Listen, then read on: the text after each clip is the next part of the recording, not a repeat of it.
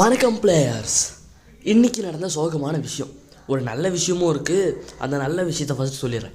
என்னென்னா, நம்ம dummy gamer நமக்கு ஒரு ஃப்ரூட்டு தந்திருக்காரு. அதாவது நம்ம லைவில் அவருக்கு கேஸ் ஃப்ரூட்டு தந்துருந்தோம். அவர் சும்மா ஒரு ஃப்ரூட்டு கேட்டார். ஸோ கேஸ் வச்சுருந்தா தந்துட்டேன், ஓகேங்களா.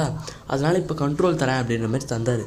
நான் அந்த கேஸுக்காக அவர் அப்பயே டீரஸ் கொடுத்துருந்தாரு. அந்த ஒரு விஷயத்துக்காக மட்டும்தான் நான் அக்செப்ட் பண்ணிக்கிறேன். இப்போ ஒரு 50 மில்லியன் கொடுத்துட்டேன். ஓரளவுக்கு கிட்டத்தட்ட ஓரளவுக்கு கொடுத்துட்டேன், ஓகேங்களா. கண்ட்ரோல் ஃப்ரூட்டு கொடுத்தாரு, நானும் வாங்கிக்கிறேன். இதுக்கப்புறமா அது முடிஞ்சதும் அடுத்த செகண்ட் ரிப்பிந்திராவை யாரோ ஸ்பான் பண்ணி விட்டான். சரி, நானும் கையில் வச்சுருந்த கண்ட்ரோல் ஃப்ரூட்டை கரெக்டாக ஸ்டோர் பண்ணி இன்வென்ட்ரிலையும் பார்த்துட்டேன். ஆனால் அது கொஞ்சம் ரெக்கார்டு பண்ணாமல் போயிட்டேன், மன்னிச்சிருங்க. அப்புறமா தான் நான் போட்டுன்னு இந்த பக்கம் போயிட்டு சரி ரிப்பிந்திராவை அடிப்போம் அப்படின்ட்டு ரிப்பிந்திராவை போய் அடிக்க போயிட்டு பார்த்தாக்கா அடிச்சுனே இருந்தானுங்க. டம்மி கேமரும் நம்ம டம்மி கேமரும் டப்பு டப்பு டப்புன்னு அடிச்சுனே இருந்தார். நம்ம ஓரளவுக்கு அடிச்சிட்டோம் அப்படின்னு பார்க்குறேன், அவ்வளோதான். இதே ஸ்க்ரீன் தான் கைஸ், நவுறவே இல்லை, ஒன்றுமே பண்ணல. டக்குன்னு வந்தது பார்த்தாக்க லாஸ்ட் எடுத்துருக்கிறான்.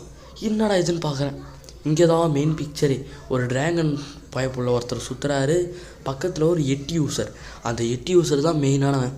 அவன் தான் ஹேக்கர்னு நினைக்கிறான். என்ன பண்ணான் ஏது பண்ணான்னு தெரில, கண்ட்ரோல் ஃப்ரூட்டை காணம். அப்போ தான் புரிஞ்சு இந்த உலகத்துலேயே நான் தான் அன்லக்கி பெல்லோன்னு. ஆமாம், ஓகே.